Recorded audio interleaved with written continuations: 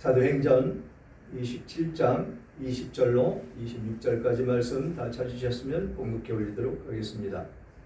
여러 날 동안 해도 별도 보이지 아니하고 큰 풍랑이 그대로 있음에 구원의 영광마저 없어졌더라. 여러 사람이 오래 먹지 못하였음에 바울이 가운데 서서 말하되 여러분이여 내 말을 듣고 그레데에서 떠나지 아니하여 이 타격과 손상을 변하였더라면 좋을 뻔하였느니라. 내가 너희를 권하노니 이제는 안심하라. 너희 중 아무도 생명에는 아무런 손상이 없겠고 오직 백분이리라. 내가 속한 바 곧 내가 섬기는 하나님의 사자가 어젯밤에 내 곁에 서서 말하되 바울아 두려워하지 말라. 네가 가이사 앞에 서야 하겠고 또 하나님께서 너와 함께 항해하는 자를 다 내게 주셨다 하였으니 그러므로 여러분이여 안심하라. 나는 내게 말씀하신 그대로 되리라 하고 하나님을 믿노라. 그런즉 우리가 반드시 이 섬에 걸리리라 하더라. 아멘. 아멘. 제목은 폭풍 속의 항해라는 제목으로 은혜를 나눌까 합니다. 폭풍 속의 항해 할 수가 있을까요? 폭풍 속에서는 어떤 배도 항해를 할 수가 없습니다. 주님의 은총과 평강이 오늘도 이 자리에 오신 여러분들 모두에게 충만하시기를 주님의 이름으로 축원합니다. 인생을 표현하기 가장 사용하는 다양한 비유들이 있습니다. 그 중에서 항해에 비유하는 그 표현이 마음에 많이 와 닿습니다. 인생은 망망대해를 항해하는 것과 같기에 항해를 위한 준비를 철저히 하며 우리는 살아갑니다.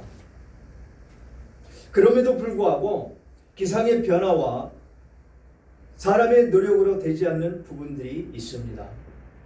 오직 하나님의 은혜가 필요한 경우인 것이지요. 인생이라는 그 항해도 우리 힘으로는 감당할 수가 없습니다. 그래서 우리는 오직 하나님께 나아가고 하나님께 간구하고 하나님의 은혜 아래 우리는 살아가야 된다라는 것이지요. 그래서 인생이라는 항해 참으로 어렵고도 쉬울 수도 있고 감당하기 어려울 그런 상황에 놓일 때도 참 많이 있습니다. 그래서 하나님 은혜가 아니면 우리는 세상이라는 이 거친 바다를 항해해서 안전하게 마칠 수가 없다라는 것이죠. 하지만 감사하게도 우리의 인생이 그 선장이신 하나님이 우리의 인생을 인도하시기에 우리는 소망의 항구에 안전하게 다다를 수 있을 것입니다. 오늘 본문도 하나님이 주관하심 아래 폭풍 속에서 구원을 이루시는 것을 볼 수가 있다라는 것이죠. 오늘 본문 앞에 이 27장은 사도 바울이 이제 드디어 로마로 가게 되었다라는 것이죠. 로마에 가서 복음을 증거하는데 여망이었던 이 바울이 드디어 로마행을 하는 그런 아주 먼 여행을 시작하는 그런 모습으로 등장을 합니다. 그래서 20절에 여러 날 동안 해도 별도 보이지 아니하고 큰 풍랑이 그대로 있음에 구원의 영광마저 없어졌더라 라고 말씀하는데 중간에서 제가 딱 잘랐죠. 앞에 서두를 잘랐습니다. 27장 1절에서 드디어 바울이 로마로 가는 배를 탔는데 이 배는 무역선이었었다라는 것이죠. 다양한 물건과 곡물뿐만 아니라 백부장과 군인들이 있고 상인들이 있고 여행객과 바울과 같이 죄수들도 태우고 있었다라는 것입니다. 목적은 다르지만 로마로 가기 위한 276명의 사람들이 1600km의 항해를 함께 시작하게 되었다라는 것이죠. 이때는 엔진이 없어서 무엇으로 항해를 합니까? 닷을 올려서 하나님께서 주시는 순풍으로 배가 움직였고 내지는 사람이 노를 저어서 바람이 없을 때는 그렇게 항해를 하는 그런 시절이었었다라는 것이죠. 그래서 이 항해를 멀리 항해한다는 것은 하나님의 은혜가 아니면, 하나님이 돌봐주시지 않으면 감히 항해를 선뜻 나서지 못하는 그런 시대였었다라는 것이죠. 이때 이 상황은 로마까지 직항으로 가는 배가 없었다라는 것입니다. 그래서 무라도라는 곳에서 로마로 가는 배를 갈아타야 된다라는 것입니다. 그래서 무라도에서 배를 갈아타고 가는 도중에 바람이 거세졌다라는 것이죠. 그래서 간신히 미행이라는 곳에 도착하게 됐는데 그곳에서 바울은 금식하는 절기가 지났으므로 항해를 잠시 멈출 것을 건의를 했다라는 것입니다. 여러 날이 걸려서 금식하는 절기가 이미 지났으므로 항해하기에 위태한지라 바울이 그들을 권면하여 라고 27장 9절에 말씀하고 있습니다. 왜 이 절기에 항해를 하면 안 될까요? 이 금식하는 절기라는 것은 10월 5일 속죄일로서 이때부터 겨울 바다가 시작이 된다라는 것입니다.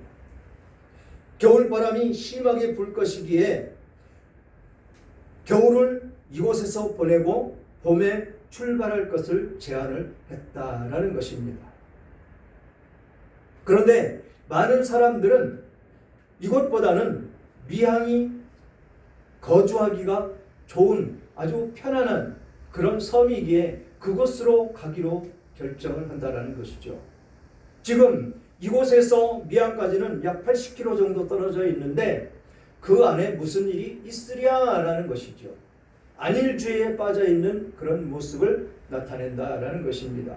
그때 당시 날씨도 너무 좋았고 바람이라고는 전혀 불 것 같지 않은 그런 상황에 있었기 때문에 이들은 안일주의에 빠져서 80km가 되는 그곳을 항해해서 그곳에 가기로 결정을 하고 출발을 한다라는 것입니다. 출발을 해서 얼마 되지 않아 이 바람은 시작이 되죠. 바람이 시작이 되는데 이 바람은 유라굴로라라고 하는 광풍이라는 것입니다. 크게 일어나니 라고 27장 14절에 말씀을 하십니다.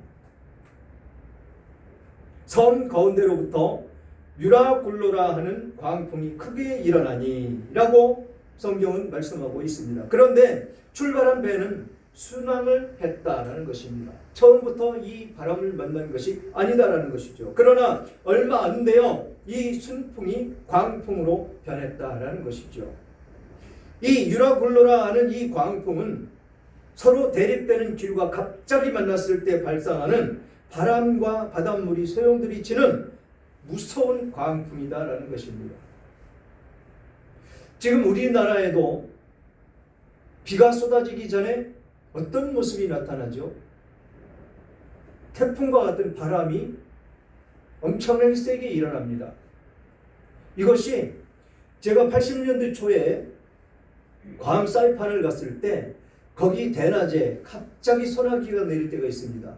그때 그 남태평양 지역에 비가 내리려고 하기 전에 뜨거운 공기와 찬 공기가 만나서 광풍을 일으키는 그 모습과 똑같이 우리나라도 기후가 변해 있다라는 것입니다. 그렇게 이 바닷물이 소용들이치는 그런 광풍 속에 배는 놓여져 있더라라는 것이죠. 그때 그런 힘든 과정 가운데 배를 조종하는 그런 것을 도저히 사람 힘으로는 할 수가 없었더라라는 것이죠. 닻은 내려졌고 사람의 힘으로 그것을 조종해야 되는데 그것을 할 수가 없었더라라는 것입니다. 이때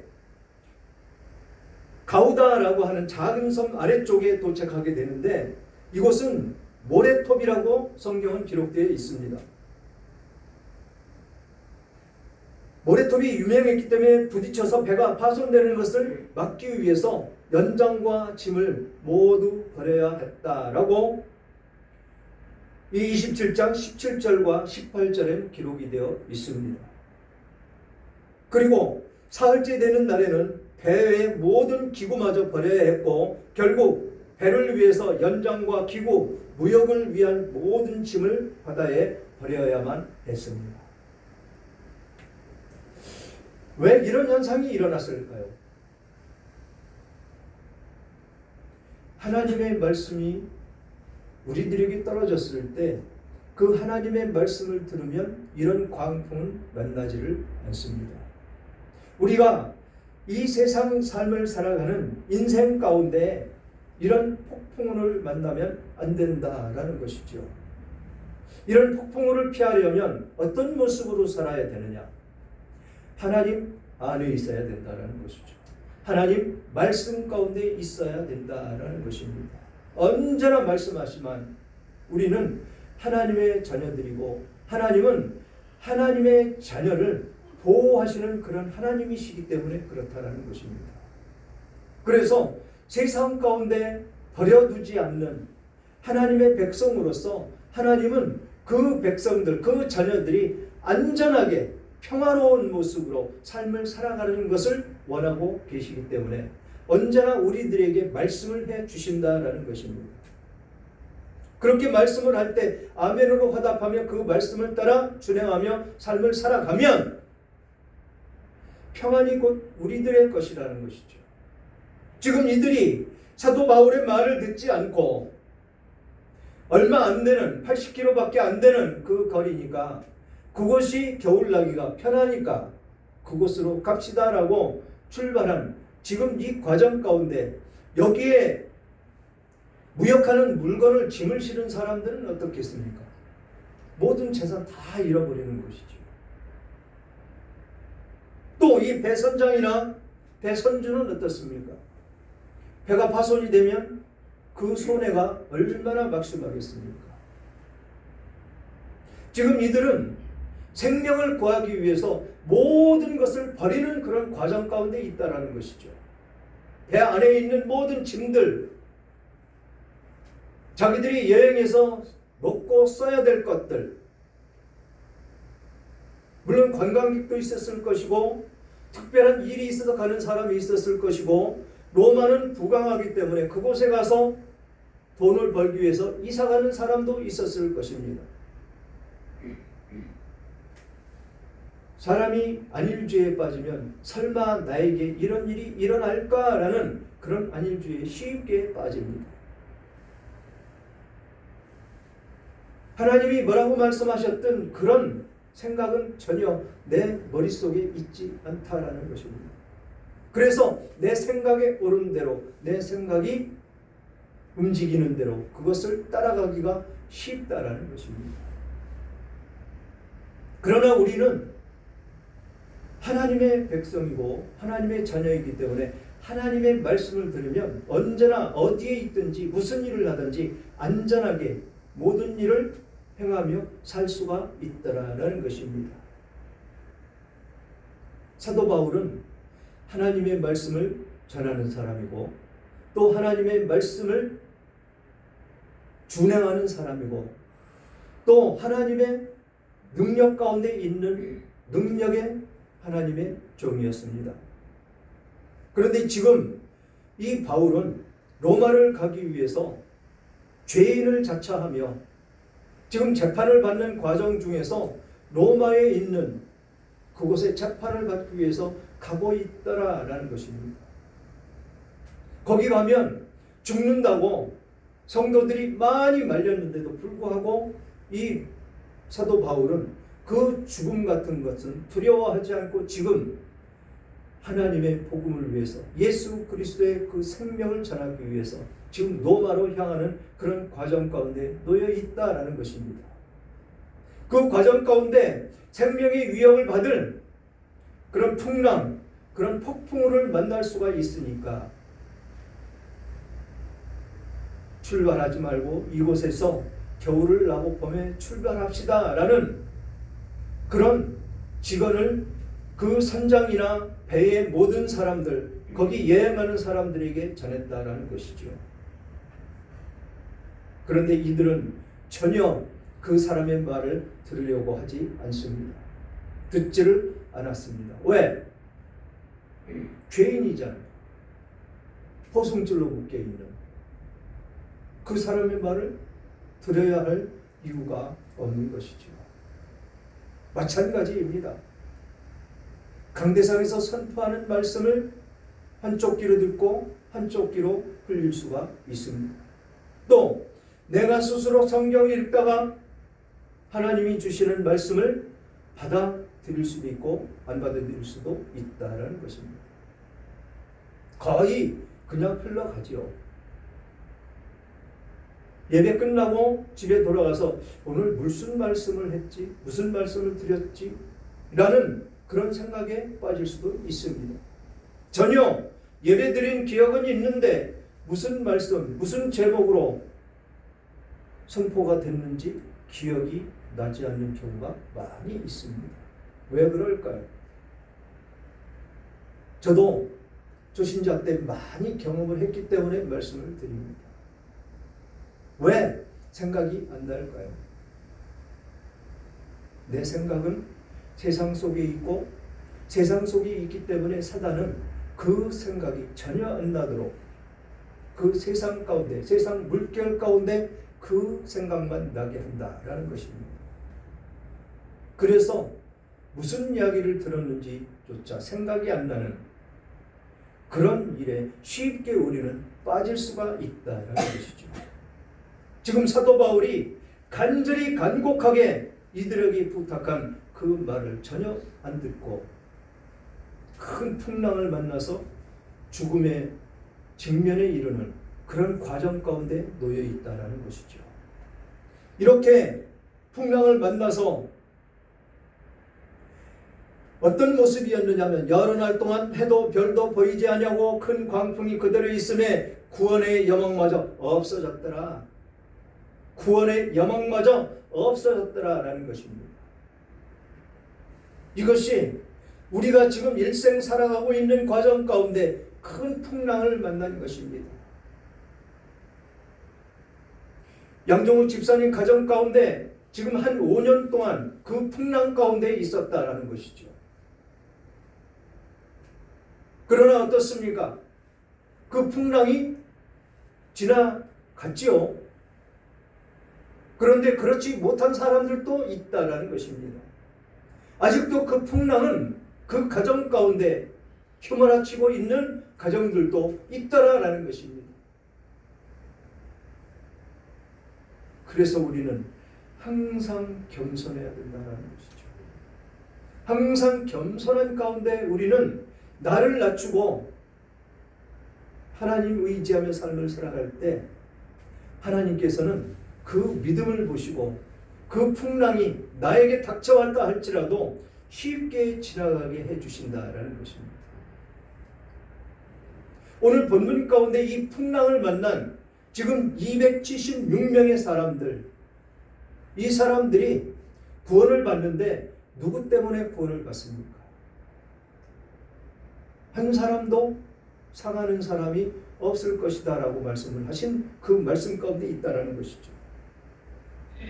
21절에 여러 사람이 오래 먹지 못하였음에 바울이 가운데 서서 말하되 여러분이여 내 말을 듣고 글에 대해서 떠나지 아니하여 타격과 손상을 면하였더라면 좋을 뻔하였느니라.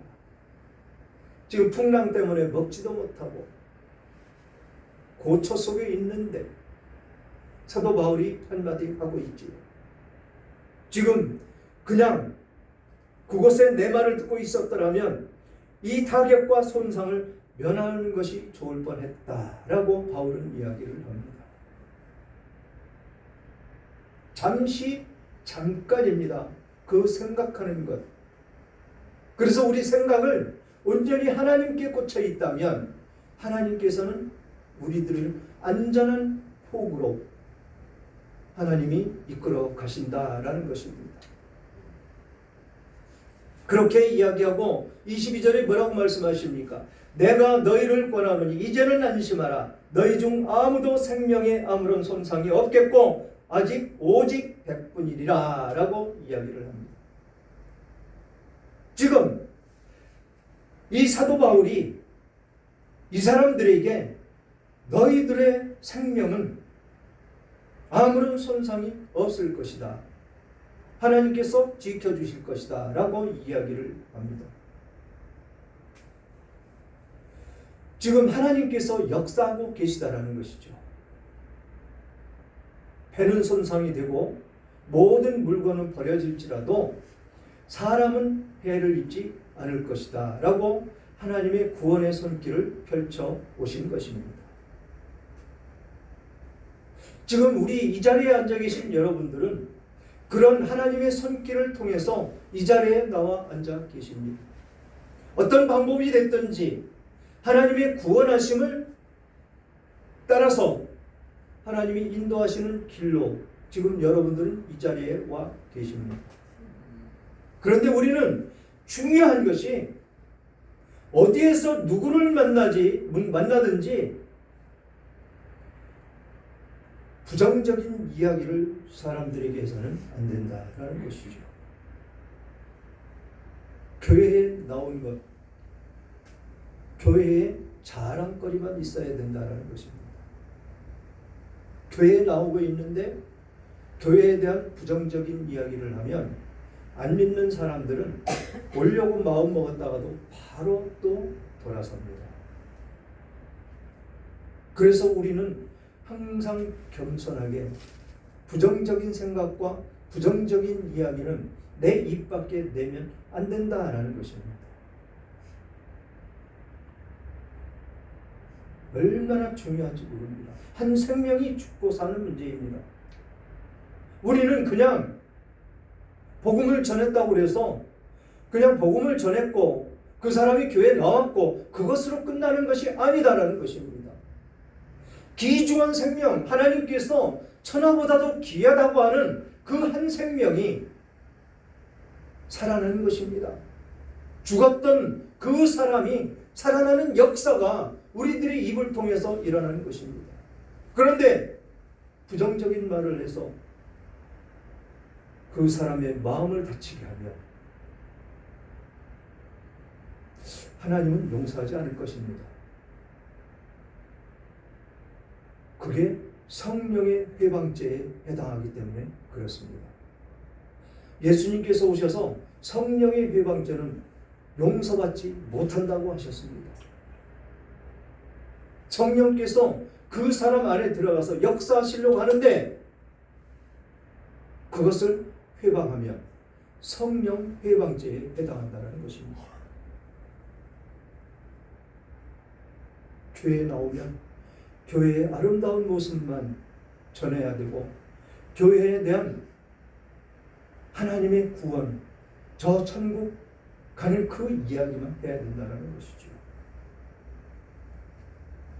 이렇게 지금 사도 바울은 이들에게 안심을 시킵니다. 생명에는 아무 손상이 없겠다라고 말씀을 하고 있는 모습을 우리는 보고 있습니다. 이렇듯이 우리는 사람이 살리는 그런 이야기만 해야 된다는 것이죠. 살리는 우리들의 모습. 성령은 살리는 영입니다.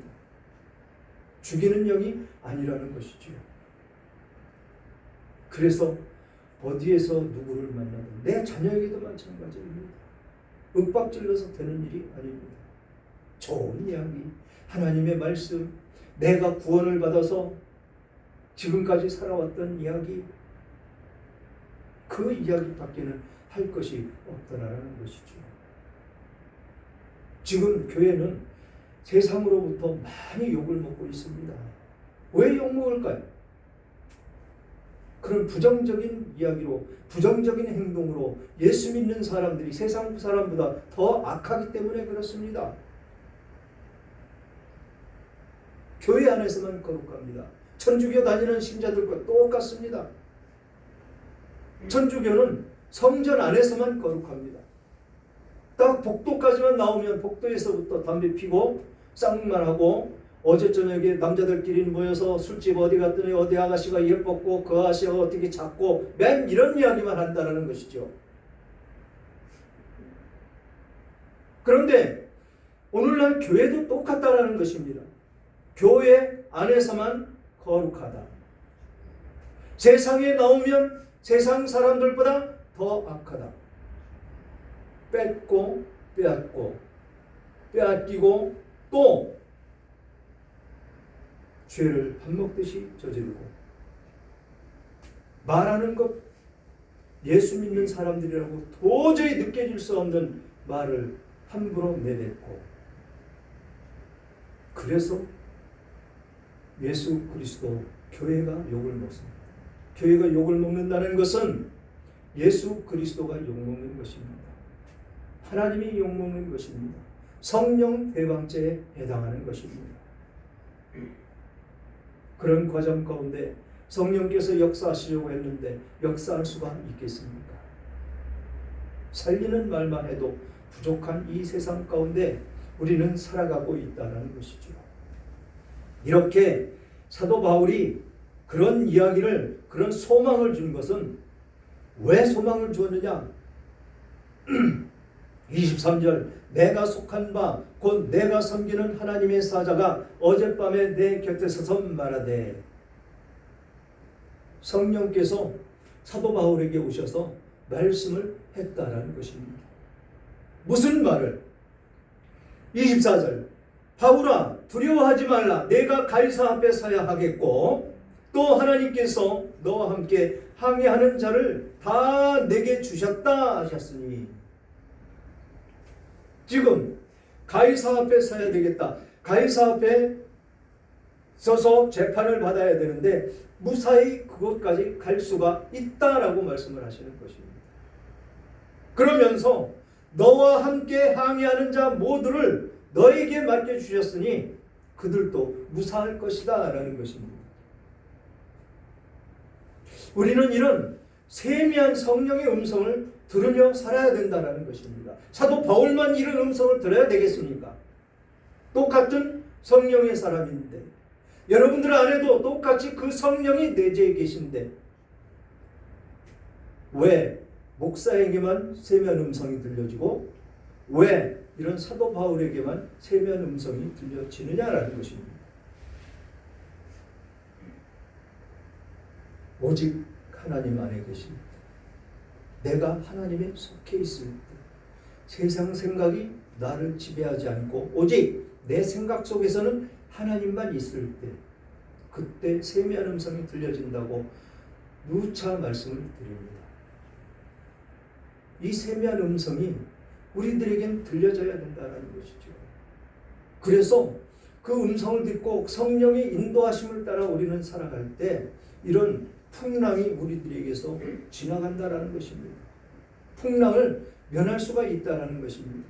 풍랑이 있는 곳에 가지 않는다라는 것입니다. 이게 우리의 인생 가운데 얼마나 복되고 아름다운 이야기입니까? 풍랑이 지나간 그 인생, 아니면 풍랑이 없는 아주 잔잔한 호숫가의 그 인생, 한번 생각을 한번 해보십시오. 지나온 과거들 여러분들 한번 생각을 해보십시오. 어떤 모습으로 살아왔고 지금까지 살아오면서 어떤 풍랑이 내게 지나갔는지, 아니면 지금도 그 풍랑은 나를 지금 흔들고 있지는 않은지, 그래서 어떤 모습이면 그 풍랑이 속히 지나갈 수가 있고 어떤 모습으로 살았더니 그 풍랑이 내게서 지나갔었는지 우리는 생각해 봐야 됩니다. 아파서 병원에 입원해서 요즘 의식을 좋아서 병원에서 치료했다고 하지만 하나님께서 그 생명을 거두시고자 하시면 아무리 좋은 의술이라도 그냥 하나님 데려가십니다. 그런데 하나님께서 그 인생을 살려주셔서 그 인생 가운데 하나님의 역사가 나타나기 위해서는 그 생명을 살려주신다는 것이죠. 연장시켜 주신다는 것입니다.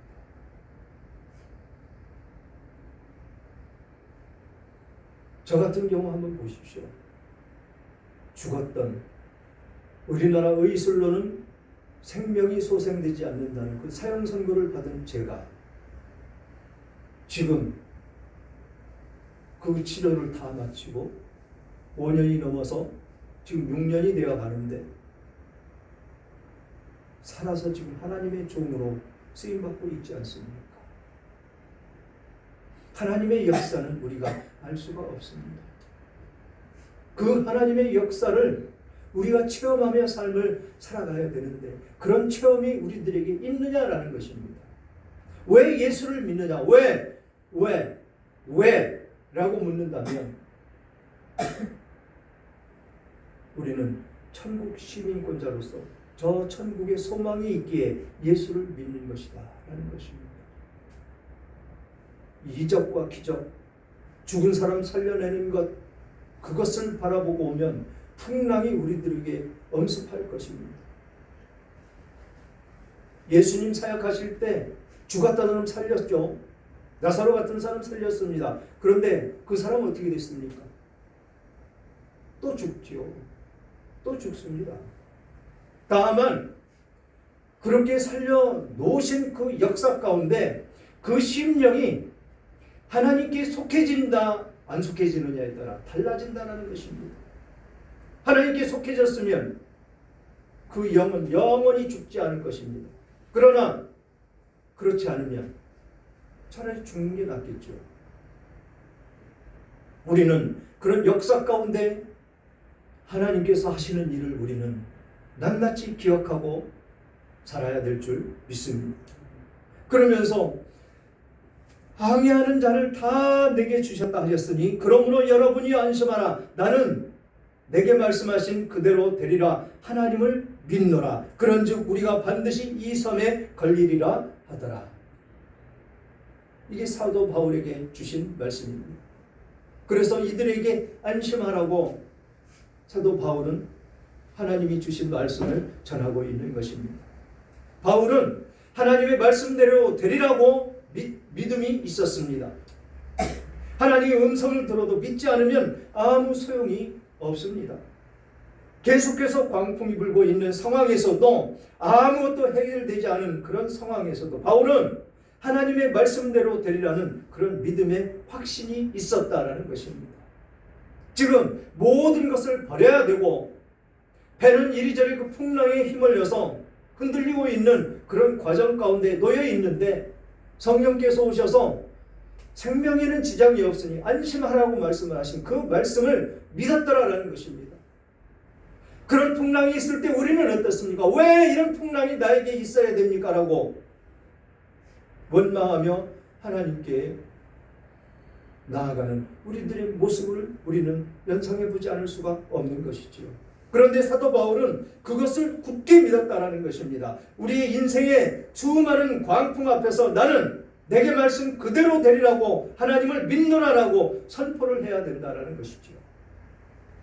들은 말씀에 대해서 내게 하신 말씀 그대로 되리라는 믿음을 가져야 된다라는 것입니다. 살아계신 하나님이 우리에게 주신 말씀이 우리의 삶에 이루어질 것이라는 믿음이 피할 길을 낼 것이기 때문에 그렇다라는 것입니다. 하나님은 말씀하시는 분이며 말씀하시는 분을 그런 말씀하시는 것을 모두 이루시는 것이 하나님이시기 때문에 그렇다라는 것이죠.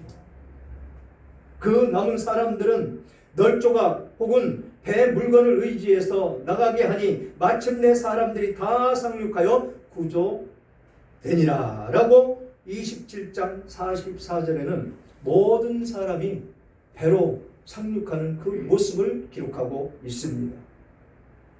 바울은 선포 이후에도 풍랑은 10일 이상 계속되었지만 믿음의 힘으로 무사히 구조되는 기적을 경험했다라는 것입니다. 결국 하나님의 말씀대로 이루어진 것이기 때문에 그렇다라는 것이죠. 사랑하는 여러분, 우리는 지금도 항해 중에 있습니다. 인생의 광풍이 불고 먹구름이 껴도 구름 위에는 언제나 평온하다는 사실을 기억해야 할 것입니다. 우리는 환경이 아닌 구름 너머를 바라보아야 한다라는 것이지요.